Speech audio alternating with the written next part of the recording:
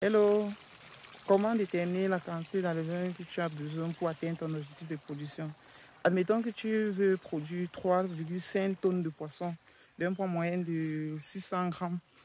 Et admettons également que tu es un bon expérimenté, ton taux de mortalité durant ton cycle de production est de 12 à disons 12 grammes, 12% autant pour moi. Alors, quelle quantité d'alevin il te faut pour atteindre ton objectif de production? On va voir rapidement comment tu vas procéder pour déterminer la quantité d'alevin que tu auras besoin pour atteindre cet Alors, objectif. voici comment tu vas procéder pour déterminer la quantité d'enleveur pour un cycle de production. Admettons donc, voici ton objectif de production qui est de produire 3,5 tonnes de poisson de 600 grammes de poids moins avec un taux de perte de 12%. Donc, tu souhaiterais vraiment avoir un taux de perte de 12%. Je vais d'abord commencer par te dire sur quelle base tu peux te fixer ton taux de perte. Le taux de perte, généralement, est fixé suivant deux critères majeurs. Un critère, un facteur, les facteurs intrinsèques et les facteurs extrinsèques. Dans les facteurs intrinsèques, tu auras la souche. Donc, ce taux de perte dépend déjà de la souche, du taux de croissance, de la rusticité de l'animal, quelles qu'en soient les conditions d'élevage, et des facteurs extrinsèques. Dans les facteurs extrinsèques, tu auras la localité, le type d'élevage, tu auras la durée du cycle. Donc, ce taux de perte peut dépendre de la durée. C'est plus aussi que il est plus probable que tu perdes les poissons. Et aussi d'un élément majeur qui est ta technicité. La technicité ici renvoie à ton ancienneté ou bien à ta performance, à ton niveau technique. Donc, c'est sur cette base que tu peux te fixer le taux de suivi. Mais moi, je fixe généralement le taux de suivi en me basant sur la moyenne des taux de suivi que j'ai obtenus dans une localité pour un même système de production, pour une même souche, dans ce sens. Donc, toi qui es nouveau, probablement, tu vas te fixer ton taux de suivi par rapport à ta capacité à suivre ton élevage ou bien si tu es accompagné ou pas. Tu peux te fixer donc un taux de suivi comme celui-ci. Donc, quelle formule vas-tu utiliser donc pour déterminer la quantité d'alevin qu'il te faut pour un cycle de production? La formule est la suivante. La quantité d'alevin, la quantité, je vais abréger comme ceci, cette quantité d'alevin nécessaire pour démarrer ton cycle de production sera égale à quoi? À ton objectif de production, la quantité à produire. On va abréger quantité à produire divisé par quoi?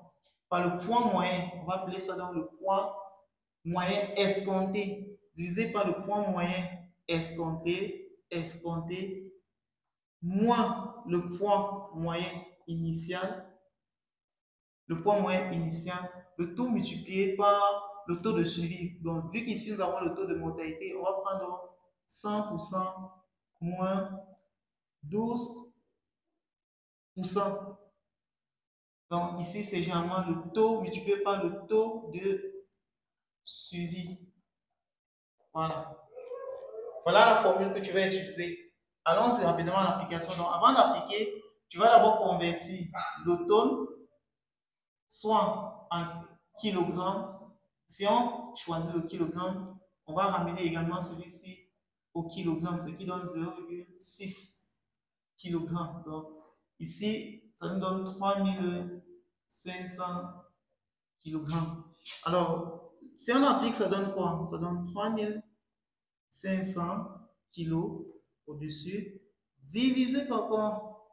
Divisé par 0,6 moins le poids moyen initial. Admettons que tu commences avec des alevins de 7 grammes de poids moyen, donc PM initial, on a 7 grammes.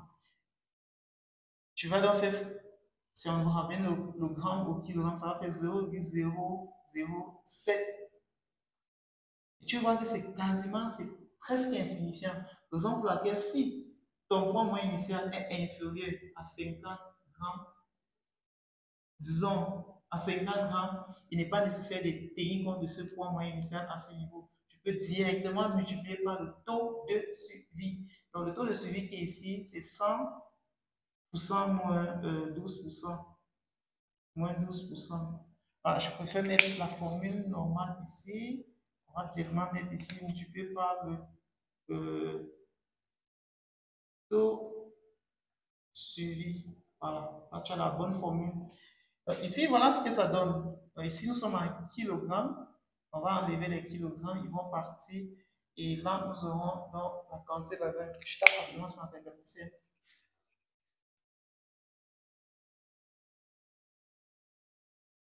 Ok, là, ça me donne déjà quelque chose de 6700.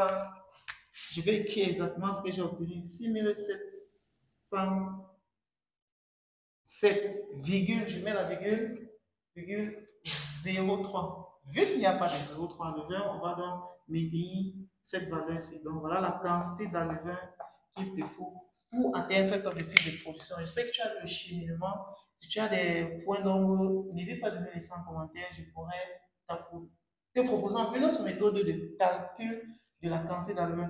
Je te recommande déjà de regarder la prochaine vidéo sur comment on calcule la quantité d'aliments pour tout un cycle de production. Cette vidéo est très longue, c'est une vidéo presque une vidéo de formation. Donc, je te laisse à ce niveau. Porte-toi très bien et à très bientôt.